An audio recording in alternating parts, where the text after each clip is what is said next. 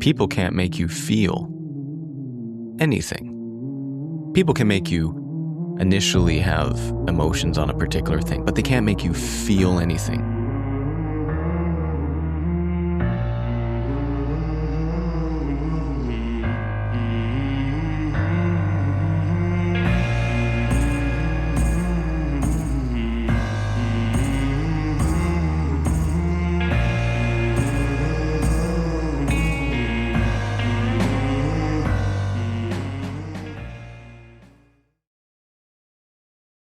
It isn't the mere sight of another person that relieves us of loneliness, but the sight of someone trustworthy and self-respecting who's prepared to lend a helping hand. Epictetus. Today, I want to talk about something that people inherently fear, which is loneliness.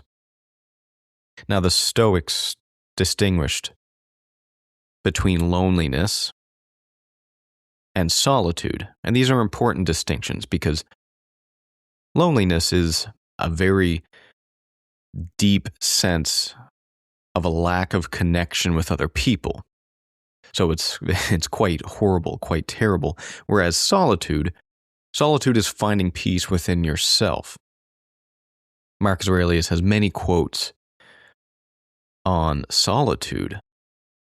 Nothing, to my way of thinking, is a better proof of a well-ordered mind than a man's ability to stop just where he is and pass some time in his own company. Incredible. Seneca says, "Withdraw into yourself as far as you can. Associate with those who will make a better man of you. Welcome those whom you yourself can improve." But that first line, withdraw into yourself as far as you can. Interesting words.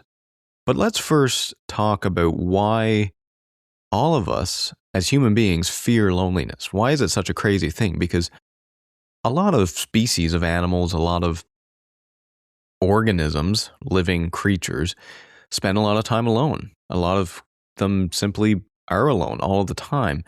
And human beings are not like that. Even if you consider yourself an introvert or someone who likes to have a lot of solitude, you'll still find that you, as a human being, want human connection.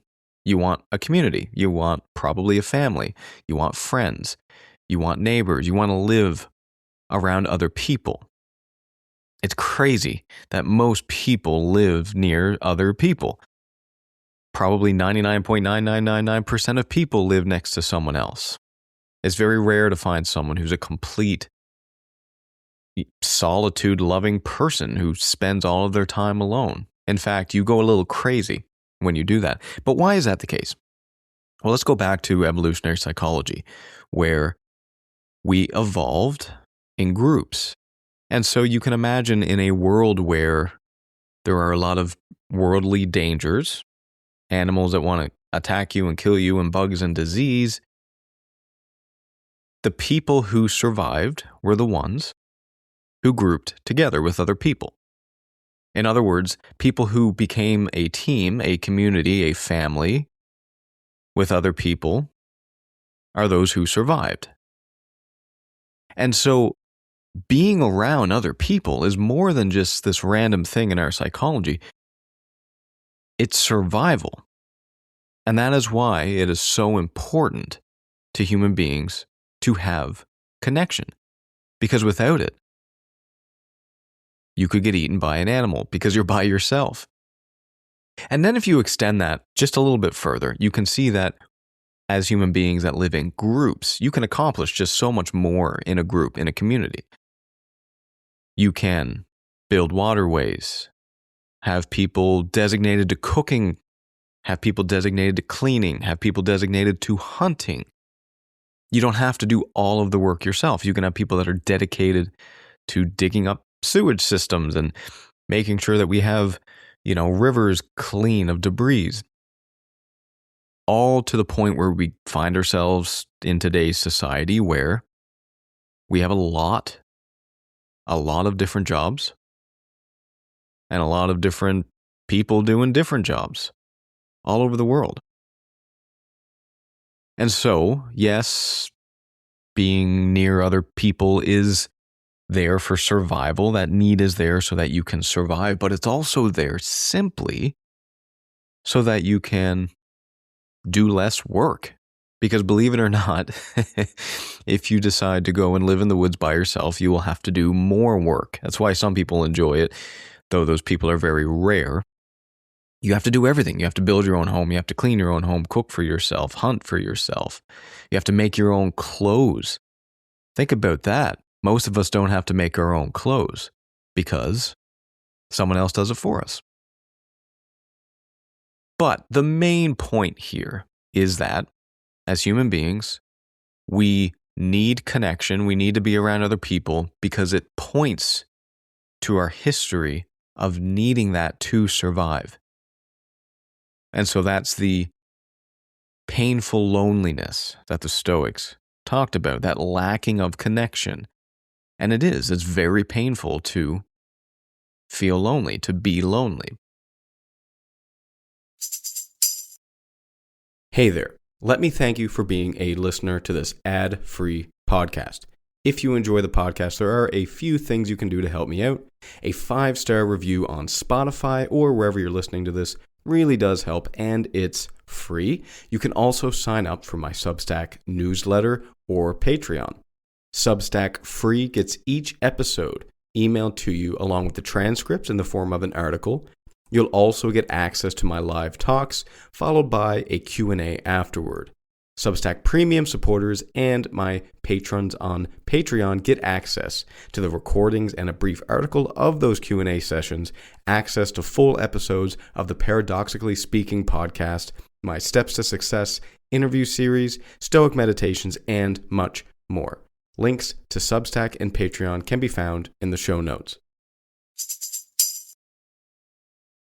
But I do want to talk just a minute about solitude, because solitude, of course, as I mentioned earlier, is separate from loneliness. Solitude is just finding peace within yourself. It's being alone, but it's being alone in peace, withdrawing into yourself, spending time alone, reading, journaling, pondering, thinking, just being with yourself. That's solitude.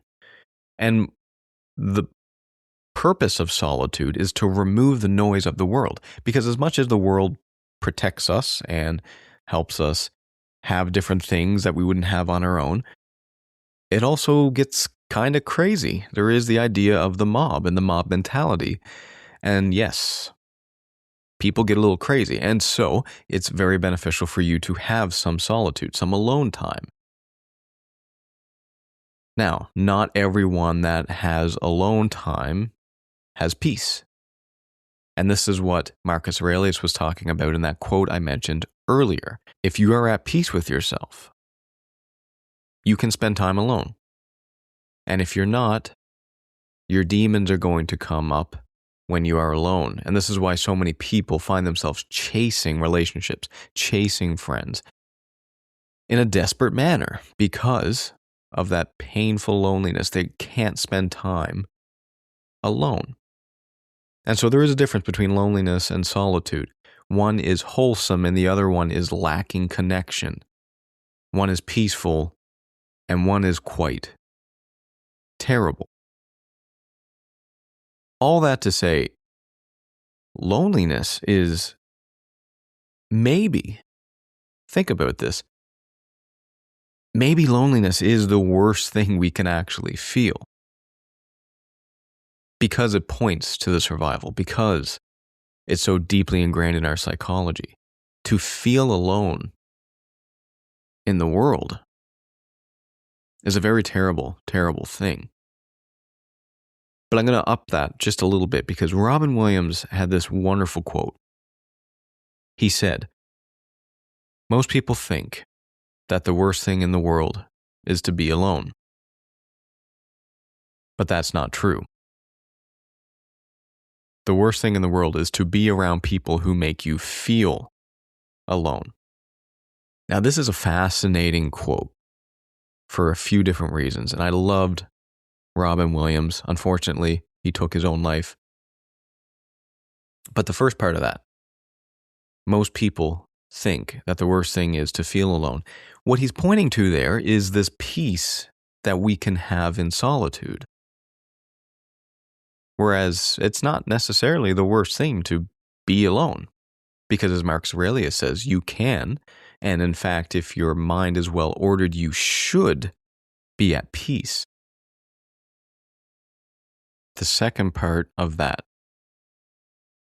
the worst thing in life is ending up with people who make you feel alone. And what that is a lack of belonging, feeling different, feeling like the people around you don't actually like you or love you or care for you at all. And so this is the interesting contrast here, because you can feel alone while around other people, and you can feel deeply connected while you are alone. What a weird paradox. But the interesting thing about this quote is, if you think about it, it's not quite Stoic. Because people can't make you feel anything. People can make you initially have emotions on a particular thing, but they can't make you feel anything. And so, to the Stoic point, to Marcus Aurelius' point, if your mind is well ordered, you feel whole alone or with people, with any people. And so very, very sadly, Robin Williams' quote here points to an issue with himself. It's a perspective issue on Robin Williams' part, which is very sad and is very tragic. But that's the flaw here. The flaw is in Robin Williams' thinking is that people can make you feel anything, because they cannot. Only you can do that. And so, where I want to go with this, the last ending words here, the lesson, the moral of the story, if you will, is that you can, no matter what situation you are in life, if you're a homebody or if you're a traveler, if you don't have money to travel, you can be free within your own mind. You have the power to do that. But at the same time, this points to the pro-social nature of Stoicism. If you feel lonely, go look for a connection. Try and make friends. Try and get into a relationship. Try and have a community. But don't mistake that for the Stoic idea of feeling peace within yourself. Fortunately, you can have both. You can have friends, you can have community, and you can also have a well-ordered mind when you're in solitude.